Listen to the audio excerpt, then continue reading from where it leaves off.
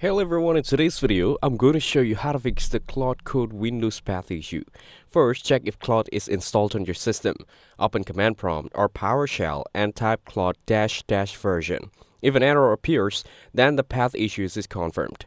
Next, find the Claude installation folder. It is usually located inside your User App Data Programs folder, or wherever you install the CLI on your system. Now, add Claude to the Windows path.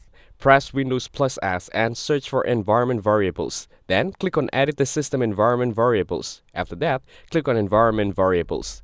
Here, under System Variables, find Path and click Edit. Then click New and paste the Claude installation folder path. After that, click OK, then OK again, and close all the windows to save your changes. Next, restart your terminal by closing Command Prompt or PowerShell and opening it again so the changes apply properly. Now, test it again by typing Claude -- version. If it shows the version, then the issue is fixed.